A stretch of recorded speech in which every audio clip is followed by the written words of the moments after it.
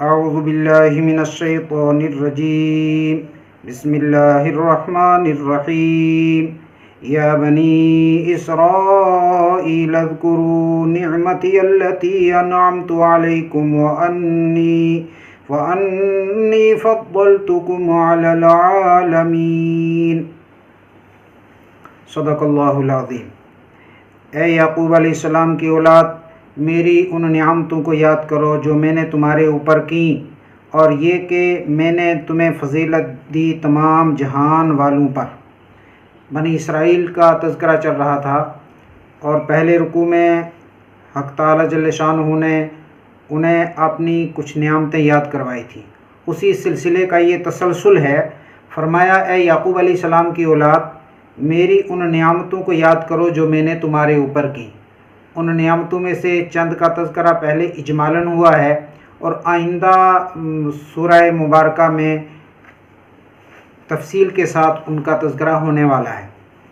یہاں بطور خاص ایک نعمت کا اللہ تذکرہ فرما رہے ہیں، وَأَنِّي فَضَّلْتُكُمْ عَلَى الْعَالَمِينَ، اور یہ کہ میں نے تمہیں تمام جہان کے لوگوں پر فضیلت عطا فرمائی۔ یعنی یہود کو، نصارہ کو اللہ تعالیٰ فرما رہے ہیں کہ میری نعمتوں میں سے ایک بڑی نعمت یہ ہے کہ میں نے تمہیں تمام جہان کے لوگوں پر فضیلت عطا فرمائی۔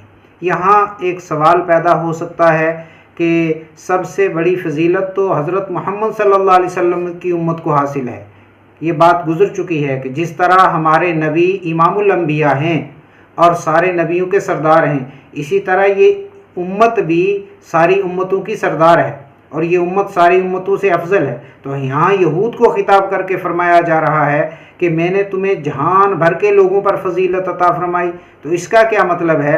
تو بالکل آسان جواب یہ ہے کہ محمد صلی اللہ علیہ وسلم کی امت سے پہلے جس امت کو ساری امتوں کی سرداری اللہ نے عطا فرمائی تھی وہ اہل کتاب تھے، وہ یہود و نصارہ تھے۔ تو حق تعالی جل شانہ انہیں یہ بات ارشاد فرما کر کہ میں نے تمہیں جہان بھر کے لوگوں پر فضیلت عطا فرمائی، اتنا بڑا کرم کیا، امتوں کی سرداری تمہیں عطا فرمائی، تو اب اس نعمت کو یاد رکھو۔ اور یاد رکھنے کا مطلب یہ ہے کہ اگر تم ایسی امت کے فرد ہو کہ جو امت ساری امتوں سے افضل ہے، تو اب ایک نئے نبی تشریف لے آئے ہیں جو سارے نبیوں کے امام ہیں، اور ان کی امت ساری امتوں کی امام ہے۔ لہٰذا اب یہودیت اور نصرانیت کو چھوڑ کر اس امت کے فرد بن جاؤ، اس نبی پر ایمان لاؤ، ان کی کتاب پر ایمان لاؤ، تو جو فضیلت اللہ نے تمہیں پہلے عطا فرمائی تھی کہ ساری امتوں کی سردار امت میں تم تھے، اب بھی کیا ہو جاؤ گے؟ اس امت میں شامل ہو جاؤ گے جو ساری امتوں کی سردار ہے۔ تو گویا ان کو اس انداز میں دعوت ایمان دی گئی، اور ان کو یہ بتلا دیا گیا کہ جو فضیلت اللہ نے تمہیں عطا فرمائی ہے، اگر اس فضیلت پر قائم رہنا چاہتے ہو تو اس کا طریقہ یہ ہے کہ حضرت محمد صلی اللہ علیہ وسلم پر ایمان لاؤ، اور اگر ایمان نہیں لاتے تو پیچھے گزر چکا ہے کہ وَلَا تَكُونُوا أَوَّلَ كَافِرٍ بِهِ، اس نبی پر، اس وحی الہی پر، اس اللہ کی کتاب پر سب سے پہلے اس کے ساتھ کفر کرنے والے مت بنو۔ تو جو اللہ نے تمہیں بلندی عطا فرمائی ہے، اس بلندی پر قائم رہنا ہے تو اس نبی پر ایمان لاؤ، اور اگر خدا نہ خواستہ تم ایمان نہ لائے تو اس بلندی سے تم ایسے گرو گے کہ پھر تمہارا انجام کیا ہوگا اس کا تم اندازہ کر لو۔ اگلی آیت کریمہ میں فرمایا، وَاتَّقُوا يَوْمًا لَا تَجْزِي نَفْسٌ عَن نَفْسٍ شَيْئًا، اور ڈرو اس دن سے جس دن کوئی آدمی کسی آدمی کی جانب سے بدلہ نہیں بن سکے گا، کوئی آدمی کسی آدمی کے ذرہ برابر بھی کام نہیں آئے گا۔ وَلَا يُقْبَلُ مِنْهَا شَفَاعَةٌ، اور کسی سے کوئی سفارش بھی قبول نہیں کی جائے گی۔ وَلَا يُؤْخَذُ مِنْهَا عَدْلٌ، اور کسی سے کوئی معاوضہ اور بدلہ بھی نہیں لیا جائے گا۔ وَلَا هُمْ يُنصَرُونَ، اور نہ ہی ان کی مدد کی جائے گی۔ بتایا کہ اگر ایمان نہیں رکھو گے، حضرت محمد صلی اللہ علیہ وسلم پر ایمان نہیں لاؤ گے جو نبی برحق ہیں، اور جن کا برحق ہونا تمہاری آسمانی کتابوں میں موجود ہے، اور تم اس بات کو جانتے ہو وَأَنْتُمْ تَتْلُونَ الْكِتَابَ، تو اگر پھر بھی ایمان نہیں لاتے تو ڈرو اس دن سے کہ جس دن کوئی آدمی کسی آدمی کی طرف سے بدلہ نہیں بن سکے گا۔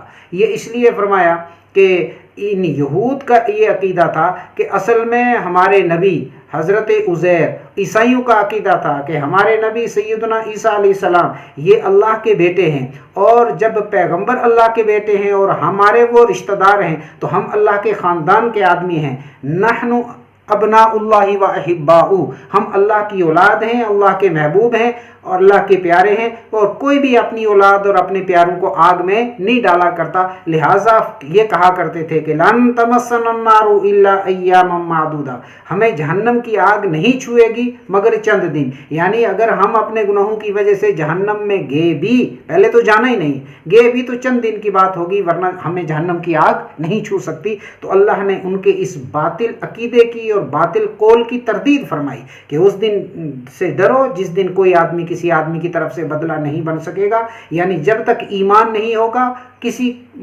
کی کوئی سفارش اس کے حق میں بھی قبول نہیں کی جائے گی، اور بدلہ بننے کا تو تصور ہی نہیں ہے۔ ولا يقبل منها شفاعہ، اور اس سے کوئی سفارش قبول نہیں کی جائے گی، یعنی ایمان نہیں ہے تو پھر کسی کی سفارش بھی کام نہیں آنے والی، ایمان کے بعد سارا کچھ ہو سکتا ہے۔ ولا يؤخذ منها عدل، اور کسی سے کوئی معاوضہ اور بدلہ ایسا نہیں ہوگا کہ قیامت میں کوئی آدمی مال دے کر اپنی جان چھڑا لے، ایسا ہونے والا نہیں ہے، اس لیے کہ وہ جہان ایسا ہے کہ جس میں مال کوئی کام آنے والا نہیں ہے۔ وہاں تو جو چیزیں کام آنے والی ہیں وہ حسنات ہیں، وہ نیکیاں ہیں، اور وہ ایمان ہیں، اور وہ صالح عمل ہے۔ ان الذین آمنوا وعملوا الصالحات، بلا شبہ جن لوگوں نے ایمان قبول کیا اور انہوں نے اس کے بعد نیک اعمال کیے تو ان کے لیے اللہ تعالیٰ نے جنت کو مہمان خانہ بنا رکھا ہے۔ تو ایمان کے بغیر کوئی نیکی قبول ہونے والی نہیں ہے، کوئی سفارش کسی کی کام آنے والی نہیں ہے، کوئی معاوضہ کسی سے لیا جانے کا کوئی تصور نہیں ہے۔ ولا هم ينصرون، اور نہ ہی ان کی مدد کی جائے گی، اور جب اللہ کی طرف سے مدد نہیں کی جائے گی تو پھر ٹھکانہ کیا ہوگا؟ جہنم ہوگا۔ لہٰذا اے اہل کتاب اس نبی برحق پر ایمان لاؤ، اللہ نے جو تمہیں نعمتیں عطا فرما رکھی ہیں ان کو یاد رکھو، اور نعمتیں یاد رکھنے کا مطلب یہ ہے کہ اس منعم تک پہنچو جس نے یہ انعام کیا ہے، جس نے یہ نعمتیں عطا فرمائی ہیں، اور اسی اللہ نے یہ اپنا آخری پیغمبر، آخری دین اور آخری کتاب دے کر بھیجا ہے۔ لہٰذا اس پیغمبر کے اوپر ایمان رکھو، اور اللہ نے جو تمہیں برتری، فضیلت اور اشرفیت اور بزرگی عطا فرما رکھی ہے اس سے نیچے گرنے کے بجائے اس کے اوپر قائم رہو، اور امت محمدیہ صلی اللہ علیہ وسلم میں شامل ہو جاؤ۔ اللہ تعالی ہم سب کو قرآن حکیم کی صحیح فہم نصیب فرمائے۔ وآخر دعوانا ان الحمد للہ رب العالمین۔